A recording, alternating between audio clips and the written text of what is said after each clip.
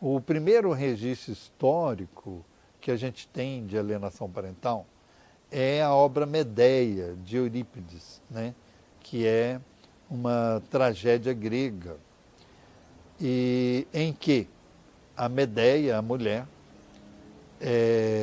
para se vingar do Jasão, o marido, ela mata as duas crianças que ela tinha com Jasão, que foi a forma que ela encontrou de afastar as crianças totalmente do ex-marido, porque ele tinha arrumado uma ex-mulher, para que ele se sentisse prejudicado eternamente, né? É pela perda dos dois filhos. Então, esse é o primeiro registro universal que nós temos da alienação parental.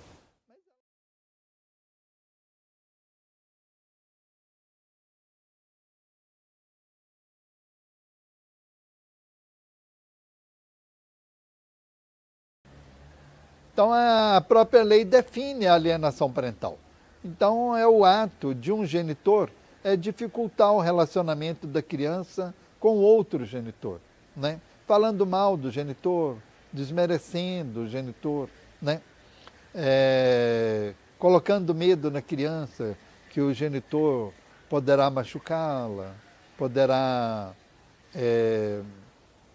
trazer algum prejuízo para essa criança, que lá na casa do genitor guardião a criança tem muito mais brinquedo, tem muito mais oportunidade de fazer as coisas, tem mais amiguinhos do que na casa do outro, que o outro tem pouco dinheiro para sair com a criança, para levar aos lugares. Então, desestimular a criança a uma convivência com o outro genitor. Isso é alienação parental. E a gradação vai subindo, né? A forma, digamos, mais forte, mais grave da alienação parental é uma acusação de maus tratos, uma acusação de abuso sexual. Se uma criança cai, a mulher vai na delegacia, abre um BO, fala que o homem que bateu, que machucou a criança, entendeu? Então, até provar o contrário, demora, o homem fica afastado da criança. As consequências para a criança são terríveis, né? Num primeiro momento, a criança fica, digamos, mais retraída, aí depois começa a ter dificuldades na escola, fica sendo um aluno menos participante, ou que tenha menos resultados positivos na escola.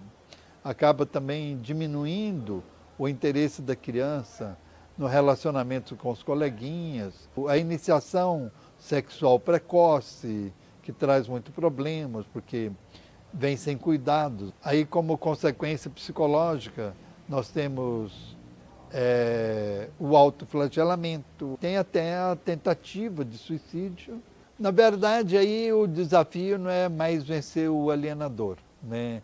O desafio é vencer a si mesmo e encontrar alternativas para superar os problemas que a alienação parental trouxe, né?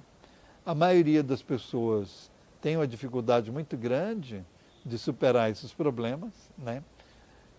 Tanto que muitas pessoas acabam repetindo a alienação parental com os próprios filhos, quando adultos, né? Então, é uma fase muito difícil, essa da superação da alienação parental quando está adulto.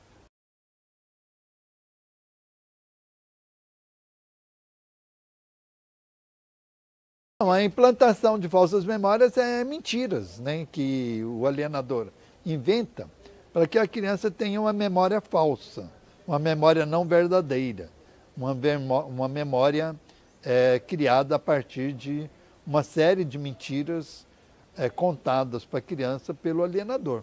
E todas elas negativas e denegrindo a imagem do outro genitor. Com o passar do tempo, né, a criança passa a acreditar em tudo que o alienador fala.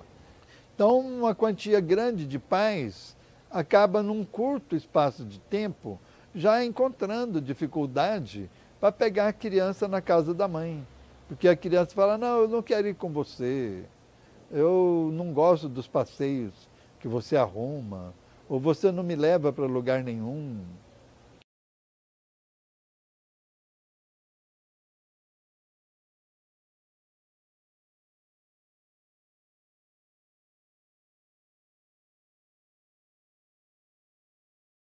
A gente fala mais das mulheres, que a porcentagem de mulher que fica com a guarda unilateral das crianças é muito alta, né? Hoje está em torno de 85%, mas já foi 97% antes das leis. Então as mulheres são mais alienadoras, não é porque elas são piores do que os homens, é porque o número de mulher que tem guarda unilateral, ele é fantasticamente maior do que o número de homens que têm guarda unilateral. Porque os homens que têm guarda unilateral, eles também fazem alienação parental. O grande problema é a centralização do poder total na mão de uma pessoa, da guarda unilateral da criança para um homem ou para uma mulher. Aí está a fonte do problema. É o pleno poder, o total poder na mão de uma única pessoa. A maioria do judiciário brasileiro ainda preferem dar a guarda unilateral para a mãe e ao pai ele dá o sustento da criança, né? Ele determina a pensão. Então o pai fica sendo um provedor e a mãe sendo uma cuidadora. Sendo que hoje, na sociedade moderna que a gente vive, tanto o homem é provedor e cuidador, quanto a mulher é provedora e cuidadora, né? Na verdade, o judiciário não tem a iniciativa de procurar entender e interpretar bem as leis para poder aplicá-las da melhor maneira possível. O judiciário de Brasília é um dos mais modernos do país e o que melhor segue as leis ligadas à área de família, né? Principalmente da alienação parental e da guarda compartilhada. A média, a proporção de guarda compartilhada em Brasília é 25%, enquanto a média nacional de guarda compartilhada está em 12,9%, a média aqui de São Paulo é 9,5%.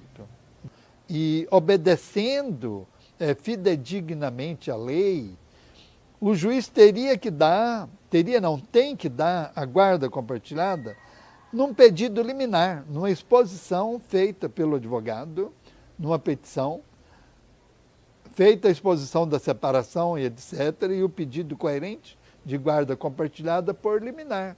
O juiz, ao pegar o processo, uma semana, 10, 15, um mês depois, ele já teria por liminar que determinar a guarda compartilhada.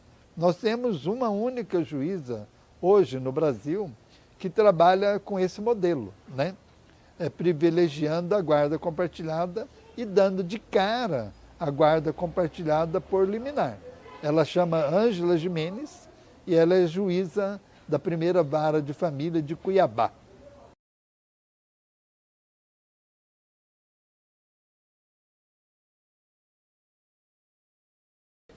80% das denúncias de abuso sexual no Fórum Central do Rio de Janeiro, feita a pesquisa por profissionais, psicólogos do próprio Fórum Central, chegou-se à conclusão que 80% das acusações de abuso sexual foram por mérito, a gente fala por mérito porque o judiciário constatou que aquelas denúncias eram falsas. É um drama, né? As falsas acusações de abuso sexual. Um drama enorme, quase intransponível para as pessoas que se envolvem nesse grande problema, que é a pior forma, as falsas acusações de abuso sexual, é a pior forma da alienação parental. É a alienação parental mais gritante, mais terrível, mais prejudicial. Uma criança que passa por uma falsa acusação de abuso sexual, as consequências psicológicas para essa criança, elas são exatamente iguais como se ela tivesse, de fato, passado por um abuso sexual, físico, né? Por quê? Porque a criança, ela absorveu as falsas memórias, ela absorveu a mentira do abuso, ela absorveu a falsa acusação como verdadeira. E como criança vive normalmente no mundo de fantasia, então ela confunde muito fantasia com realidade. Então, num curto espaço de tempo, essa criança que passou por uma acusação de abuso, uma falsa acusação, ela passa a entender que ela realmente foi abusada. Então, vai ser muito difícil tirar da cabeça de uma criança que passou por um processo de falsa acusação de abuso, que aquilo não foi real, que aquilo não foi verdadeiro, que ela não foi abusada. Então, essa criança pode ficar um adulto marcado para sempre. A maioria das crianças que passam por uma falsa acusação de abuso sexual ou que passam pelo próprio abuso sexual, aquilo vai marcar a vida dela até o final, né? Marca a vida da pessoa para sempre. Então, a falsa acusação de abuso sexual, ela é muito terrível, ela é muito prejudicial à criança e extremamente traumática.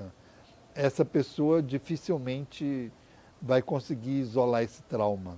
Ela vai conviver com ele para o resto da vida. Inclusive, a mãe que tenha feito a acusação de abuso, ela também passa por enormes prejuízos. Não tem vencedores nessa história de acusação de abuso, né? Mesmo que uma mãe inventou o abuso, conseguiu, inclusive, a prisão do pai como abusador, por exemplo, ela não vai se sentir uma vencedora, porque ela vai ter tantos problemas psicológicos também, que ela não vai degustar esse prazer de ter conseguido uma condenação à prisão de um pai inocente.